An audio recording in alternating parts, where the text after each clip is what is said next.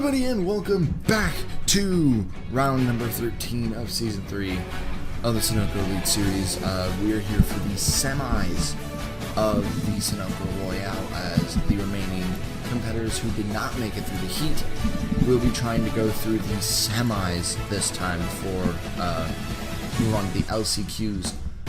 First up on pole for semi number 1, Max Anderson, as expected, took pole position. A lot of people really expected this to go down, and Anderson was able to block out pole pretty easily alongside Kenny Myatt, the one-off driver for Clever Racing.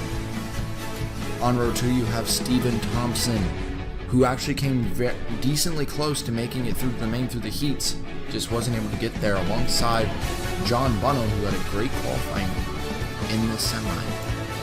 On row 3, you have Trailblazers everywhere, as you got Benoit the Vervine and PJ Karenko on row 3 together, as these two have looked pretty strong this season, but could they lock themselves into the main today? On row 4, their teammate and one-off driver Jake Baskinger, who had an amazing practice, just has not shown the speed here in the actual races, alongside Scott Roush, whose teammate Tommy Trudeau for Shock Ellison has qualified through, but he has not. On row 5, we have Roman Rahal, two-time winner in this series, but he's still yet to get a win this season because of the rank C power, as there's been theories that Red Stallion is in threat of going to rank D next season, alongside points leader Vance Caldwell, who wrecked somebody back in heat number 1 and was given a 5-point penalty and forced to go through the semis now. So a lot of controversy around Vance Caldwell here today. On row number 6, you got Darren Weber, who people would expect Darren Weber to do at least a little better than this, but he still has a while to go because the top 5 transfer through, alongside Monarch Motorsports one-off Connor Hurley, going to try to make his first career start in the main events if he can make it through. And on the final row, Sean Angel, who had a bad qualifying for this semi, just couldn't get it together and ends up on the last row alongside Tyler Thaber, who did the same thing. Because usually Tyler Thaber is very good in qualifying, but both of these two made a mistake in their qualifying and they haven't wanted to go. Top 5 will transfer through straight to the main, which right now, off the start, holding the position is Anderson, Myatt, Thompson, Bunnell, and Irvine. But that could always change right off the start. The semis are 10 laps apiece, unlike the 12-lap heat races, and then we're going to have an 8-lap LCQ, so it decreases by 2 laps each time. So 10 laps, 14 drivers, 5 spots to the main. As they're coming to the last corner, can Max Anderson avenge what happened back in heat number 2 and get himself to the main by winning his semi out of the last corner? Max Anderson will lead him down to the green flag in semi number 1. Green flag is in the air. Anderson, as expected, got a great start off the line, as Kenny Myatt did not on the outside, but he's going to be able to slip in behind him and in front of Thompson. As they barrel down this long straightaway, Karenko was actually able to get the spot from Benoit Vervine, and so did Scott Roush. Roush is in a pretty good position right now. Here comes Vance Caldwell, already trying to dig his way through the field, trying to get himself into that transfer position. Right now, Karenko holds the last spot right off the bat. He was able to grab it from his teammate. PJ Karenko has performed better on this team than he has on any other team, so lots of eyes on PJ Karenko today. But again, lots of eyes on Scott Roush, driving the Rooster Teeth number 6 car, with his teammate Tommy Turbo, who has already made it to the main pretty strongly, as he was very consistent in his heat, but Roush just had a crash early and was not able to live up to what his teammate did. Now Roush is going to have to dig his way through. He only has one more spot to go, though, as he already made his way past Benoit Vervine, and is now tailing the back of Karenko. As Benoit Ravine got back around Caldwell. The chance that Caldwell could not even make it through the semis is huge. He's the points leader. As Scott Roush, now looking on PJ Karenko, pushes him wide, side drafts him a little bit, and Roush is in a transfer position.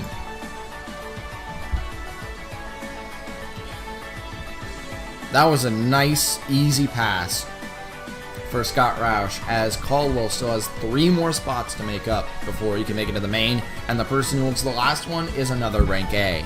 So a lot of things could go wrong for Caldwell here today.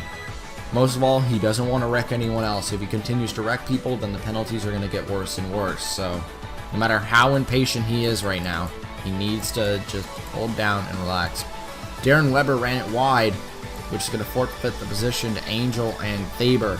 Right there, Weber runs it wide again. Weber is falling apart in this semi. Now Roush starting to work on Steven Thompson. Like I mentioned, Steven Thompson actually looked pretty strong in his heat race and had a chance to go through, but just was not there. Did not have the speed to do it, and he's now here in the semi. Roush with his incident. If he wouldn't have crashed, he may have had a chance to make it through the heats, but that wreck just costed him too much. As now he tails the back of Steven Thompson. Will he make the move in the same place he made it on Karenko? No. He's going to wait a little longer. As we look ahead, Myatt seems to be keeping a safe distance from Anderson, but doesn't seem to be getting close enough to be able to reach him. As Anderson is going to continue to lead this semi. Like I said, top 5 transfer through the main. Right now, Steven Thompson now holds that last position. But halfway through it, and Caldwell's finally starting to make some moves. Caldwell gets past Benoit Ravine and can now start to go after PJ Karenko. And then from there, it's just Steven Thompson, and Caldwell could get through to the main. If not, Caldwell will be in the LCQ, which will be huge. As Scott Roush has already caught the back of Bunnell. Scott Roush looking very strong. Now Caldwell caught the back of Karenko. And he just pulled what was that? The 6th fastest time of the race? Behind, look at that, Anderson. Weber has the 2nd fastest lap of the race, and he just pulled it. Very impressive, Darren Weber. He's finally getting himself under control. Caldwell needs to get a move on, because now it's starting to get desperate with his points contender, Max Anderson, winning this semi right now, and Caldwell isn't even through in a transfer position right now. He has coming to 4 laps to go, and he needs to get a move on. Last transfer position is in contention now, as there is PJ Karenko and Vance Caldwell, both 3-season veterans. And a mistake out of Thompson, that's it. Karenko's got it this time. And PJ Karenko goes into the 5th position, and Steven Thompson is now in a position to go to the LCQ. As Roush continues to pressure the back, but now Karenko's starting to pressure the back of Roush, as this is starting to get a little more intense now. Roush tightening his corner. He's really good at that corner. Up the hill again. Who's going to be the one to make a mistake out of this pack? Caldwell makes a slight mistake. You can't be making mistakes at this time, Caldwell. As you see, Weber still back here. It looks like Angel's not going to make it. Baskinger's not going to make it. Ray Hall is not going to make it. 2 laps to go for Max Anderson and Kenny Myatt at the front of the field. But the battle back here looks like it's just getting started, as Scott Roush has closed that gap. Karenko has closed his gap as well. Scott Roush looks low. This is for the third position. This, like it mentioned, is 2 spots in the main event. Every spot counts. And I think Roush knows that now. Scott Roush beginning to look desperate for this third position. Thompson starts to try to make a move on Karenko. Doesn't work. Roush's move doesn't work. He loses time down to Karenko. Then Karenko makes a mistake and goes back to Thompson. No! Roush makes a mistake. Karenko going for the 4th position now. Not gonna get it. White flag is coming in the air for Max Anderson in the first semi. As a lot of people expected Anderson to make it through the heats, but making it first in a semi is going to be good as well. Myatt right now sits in the 2nd position. Bunnell right now is in 3rd. Roush was able to get a gap from Karenko. Now it's just basically Karenko's got to defend. He shouldn't be worrying about Roush anymore. He should be worrying about Thompson and Caldwell. Caldwell needs to start going now. If he wants any chance of making it through this semi, he needs to start making a move on Thompson as soon as possible. But right now, I just don't see that happening. I think we're actually going to be seeing Vance Caldwell in the last chance qualifier. Devastation. Max Anderson, 3-time winner already this season. Got his wins at Limerock Park, Las Vegas, and Sonoma. Rank A has been winless since Sonoma. And now Anderson is going to make it straight through the main, through the semi this time. As he's going to come 2 corners to go. For Max Anderson, past pit road, around the last corner, and Max Anderson wins semi number 1 and will make it to the main. Myatt will get 2nd place. He's through to the main. Bunnell is going to defend from Scott Roush for 3rd. Roush 4th. And Caldwell will not make the main through the semis as Karenko will take the last position.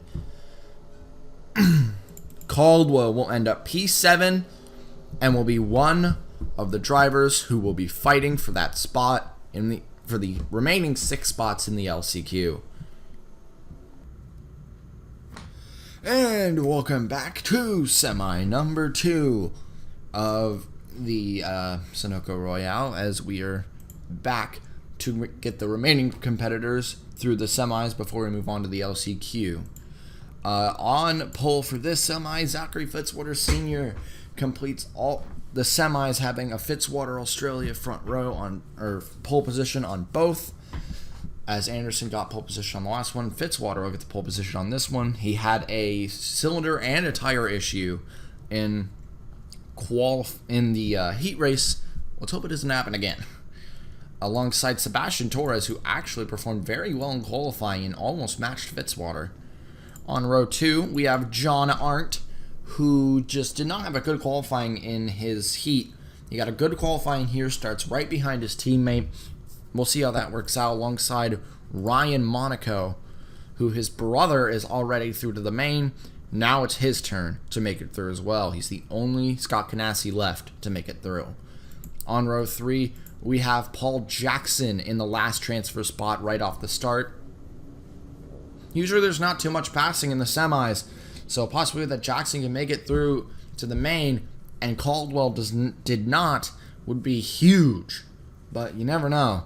Alongside Kieran Mulcher, who has actually started to perform very well, and the one threat to Jackson to take his spot to the main is sitting right beside him.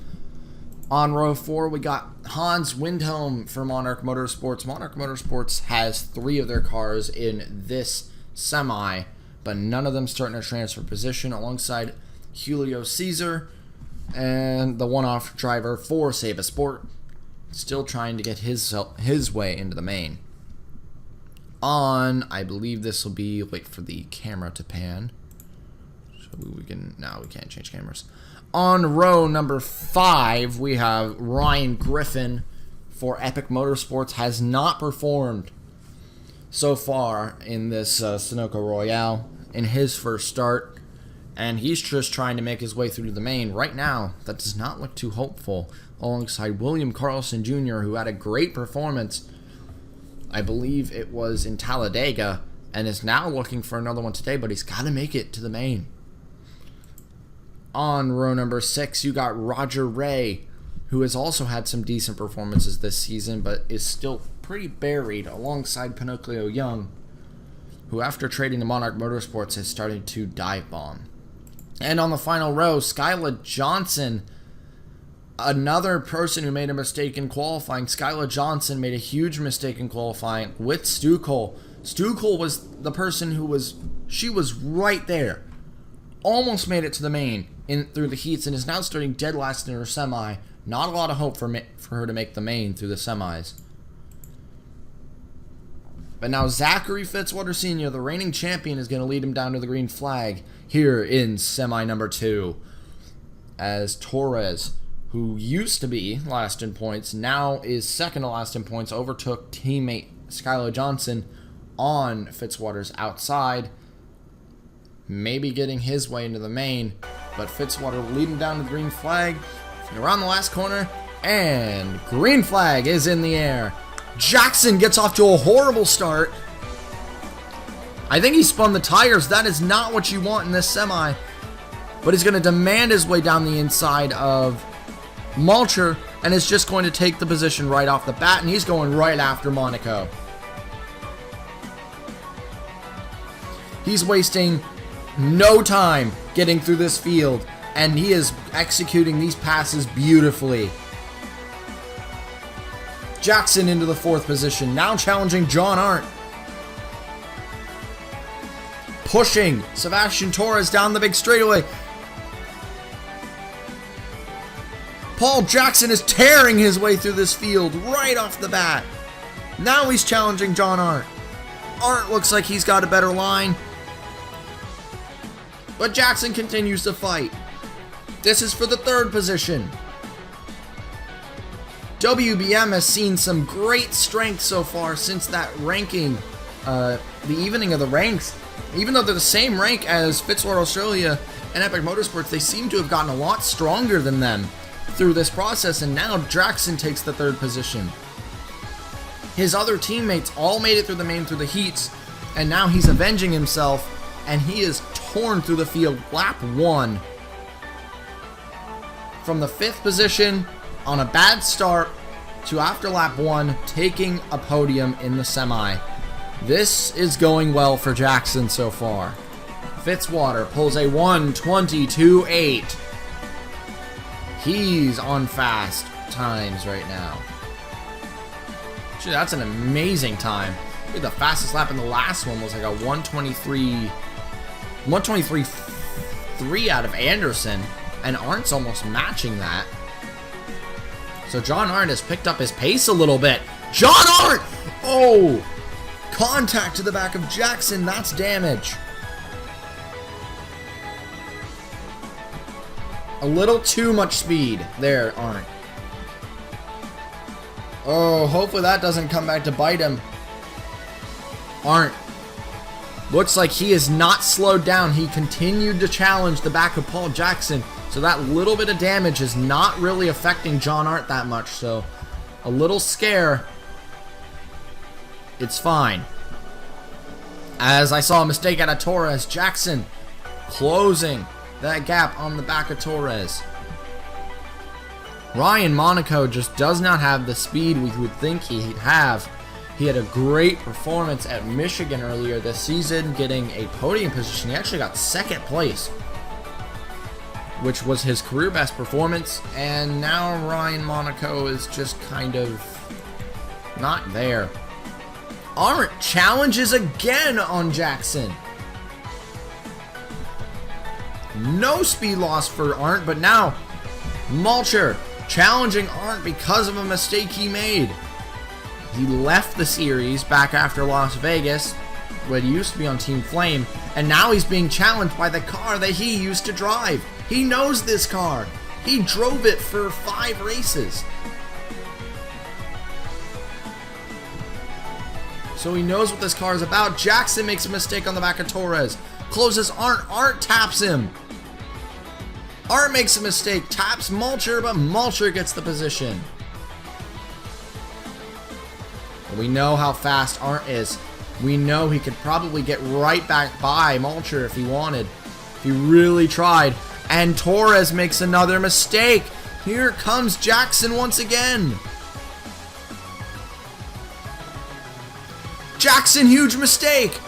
Now Malcher's getting by. Another position for Malcher. As Malcher has slipped himself into a podium position. Very impressive, as now it's Team Flame Racing versus WBM for the third position. And Jackson going to try to retaliate early. Not going to have the momentum to do it. John Arndt now in that final transfer position on lap 7. Like said, Fitzwater's gone. He's still pulling 122s. He's absolutely blazing fast. Now imagine if he started at the front of the grid in the main event. This would have been what would have happened in that main event. But now he's going to have to start pretty far back. I believe he's faster than Anderson was, so he'll probably start 21st. And once again, Arndt continues to challenge the back of Jackson. As Jackson's starting to close that gap on Malcher again. But now, Griffin's in the picture. Ooh, John Arndt, maybe that little bit of damage is starting to take its toll. He's not close enough anymore.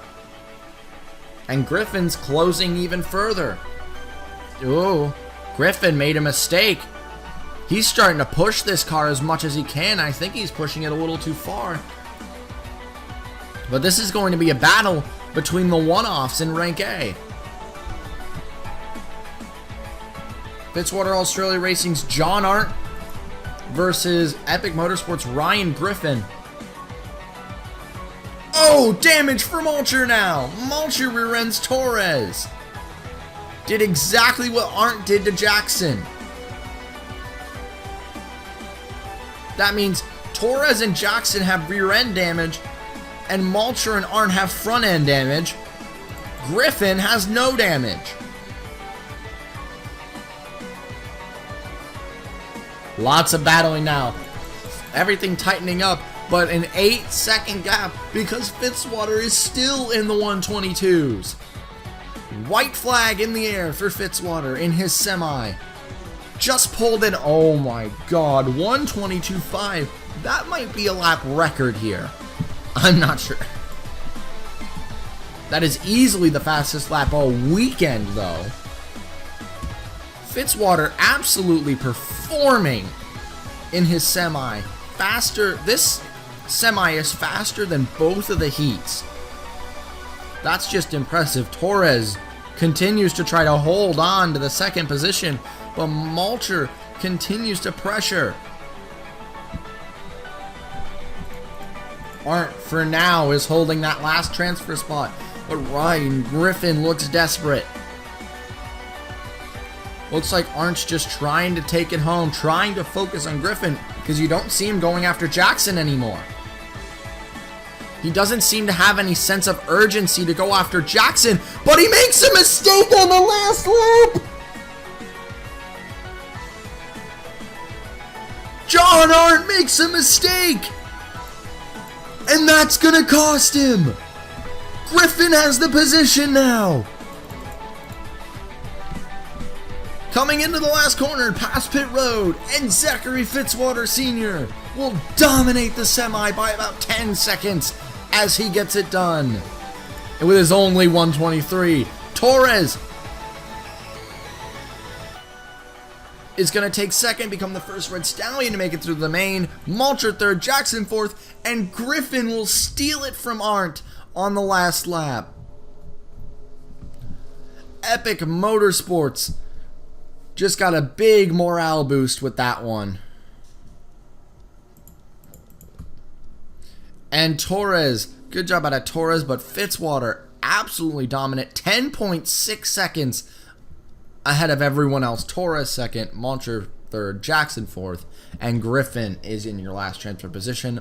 Arndt will join Caldwell in the last chance qualifier. And we are back for the final qualification race of the Sunoco Royale before the main events. This is the last chance qualifier where anything can happen. Lots of chaos could go down. Last time we were here at a last chance qualifier, Rob Mooney ended up making it through to the main in a rank D, a very underpowered rank D.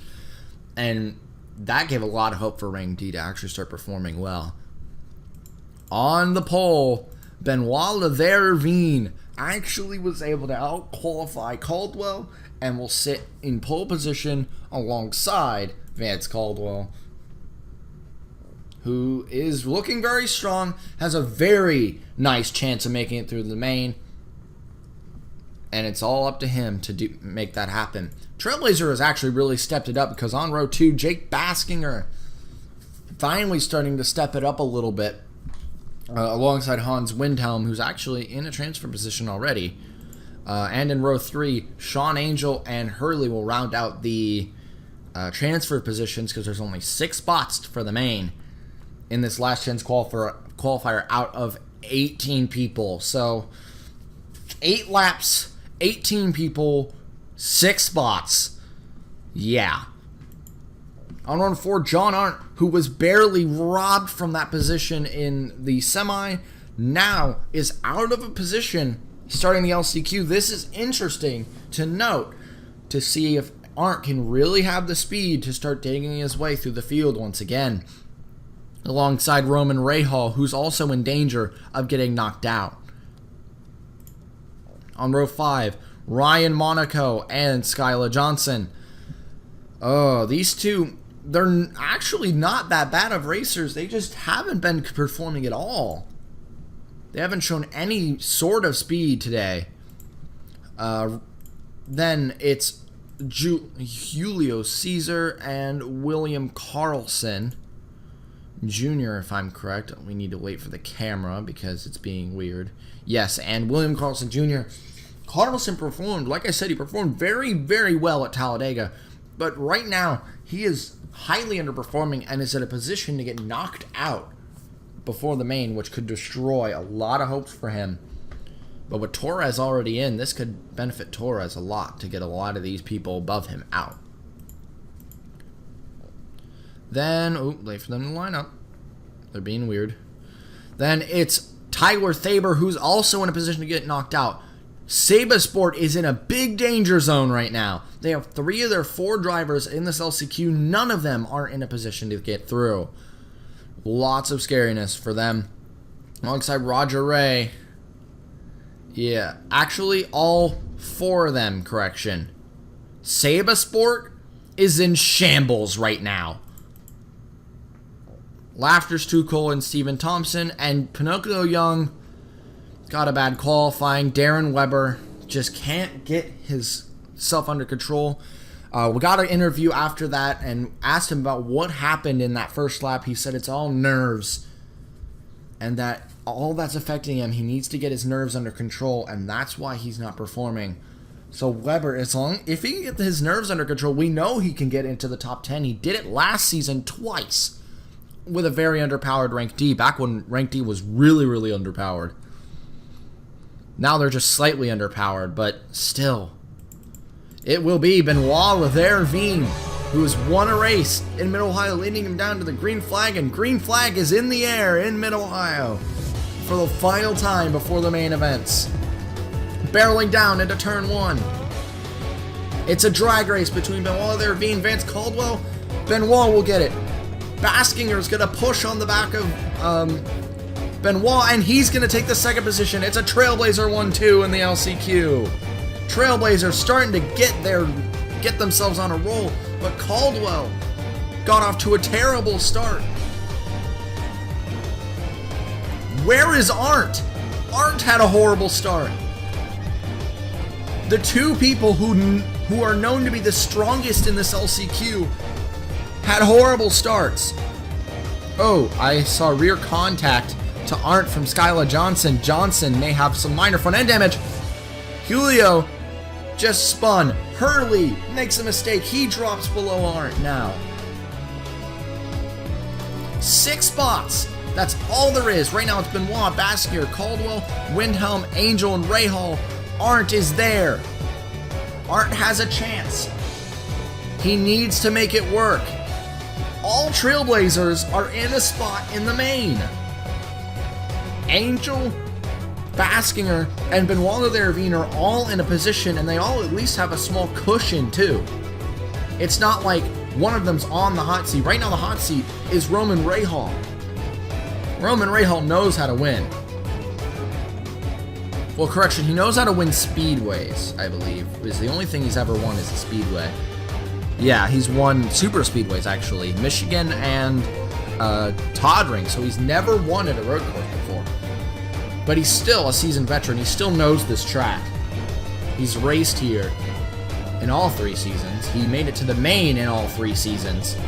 If he doesn't make it to the main, this would be the first time Roman Rahal would not make it to the main. I believe it's the same with Arndt. But Arndt is being very positive about next season. He's very optimistic about rejoining next season. And getting to the main would be something that would help him with that optimism. Right now he's barely out of it, but who knows what can happen here in the LCQ. There's no faster LCQs. There's only one LCQ, meaning fastest average speed doesn't matter. Each spot is only one spot in the main. John Arndt. There was a mistake in front of John Arndt and Roman Rahal, which actually closed Arndt to the back of Rahal because Rahal was forced to check up a little bit. And Rahal makes another mistake. This pressure is really getting to Roman Rahal. He's making mistakes every few corners. But Arndt's been able to keep on the back of him, keep tailing him. It seems that Arndt just doesn't have the speed in the car, but he's very good at staying consistent, which is what you need. So you look back near the front, it's Benoit Lervine who won the second main event last season. I believe Trailblazer got 3rd place overall, which, I believe they did. No, they did that in Season 1. They did not get in the overall Season 2. The person who won the overall last season, though, is sitting right behind him. Vance Caldwell knows how to win here in Mid-Ohio. He just is not performing today. But now he's finally gotten it all under control, and he's starting to demand his way to the front of the field. He has the fastest lap on track. Oh, you can see it. Arndt's getting a little more aggressive as this race goes on. He's staying patient, though. He's mostly patient with Roman Rahal. He was waiting for a mistake. That was a mistake. Here comes John Arndt. He's not there. Now he makes a little mistake in the dirty air. But Roman Rahal continues to make big mistakes, and the only reason Arndt's really making mistakes is because he's getting too close to Rahal and getting in the dirty air. That's the only reason he's losing to Rahal right now. But he's actually, when it comes to out in the middle here, when there isn't really anyone really close in front of him, he's able to perform pretty consistently. As for Roman Rahal, it's the opposite. Rahal, with pressure from behind and dirty air in front, how easy will it be for another mistake to be made from Roman Rahal? That's a slight one. That wasn't too big of a mistake. Now Arndt's got no pressure from behind. Johnson made a mistake. This is John Arndt's chance to really make a move, and that's Roman Rahal off the track. Arndt's got the position. Roman Rahal just felt the pressure too much, and it was too much for him to bear. He made a mistake. And now, Red Stallion lost their transfer position. Arndt, now with clean air behind, and now we can start focusing on Hans Windhelm. John Arndt has a spot in the main for now. Oh, but he's really started to close that gap on Windhelm already. That proves how fast John Arndt is. That was a pretty decently fast lap.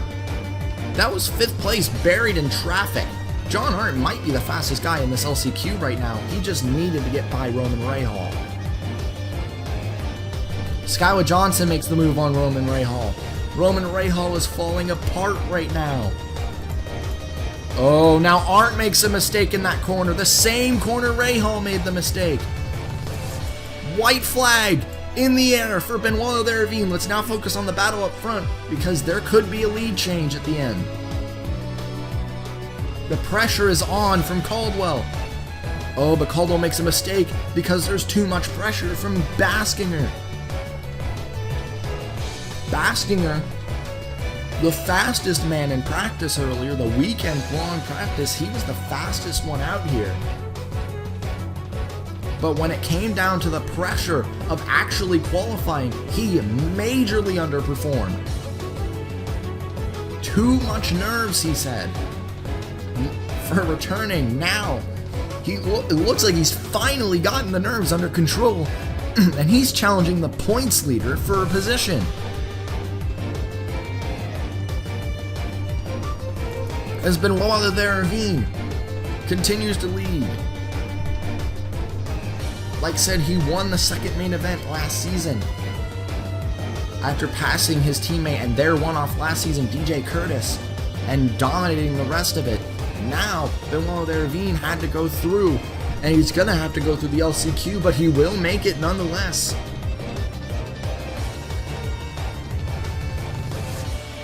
Around the last corner, and Benoit Ravine is going to win the LCQ and lock himself in the main.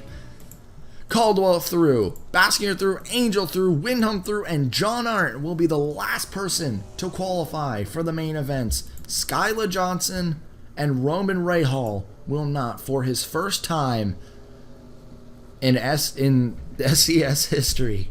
Roman Rahal will not make the main in Mid-Ohio. Red Stallion has got to feel crushed right now. Rahal has had such a dismal season with his team, and now only Torres will be carrying the torch for Red Stallion Racing. Horrid luck for that brigade, but John Arndt just barely made it through. He's going to be qualifying dead last, but to him, qualifying's qualifying. To anyone out here, qualifying is qualifying. Caldwell, for instance, yes, he's not going to be up there with his championship rivals, but at least he made it. At least he'll have a chance for some good points. But all of these people who qualified through here will start out of a points position. They're going to have to dig through themselves. That includes Caldwell and Arndt. And out of a turn of events, all four Trailblazers will make the main, because Trailblazer went 1, 3, and 4 in the LCQ, and they already had Karenko locked through the semi. Good job, Benoit Ravine. The starting lineup will be shown before the race. There's no need to show it now. So good job, everyone who's made it to the main. We'll see you in main event 1, but that's in another video. Till then, ciao.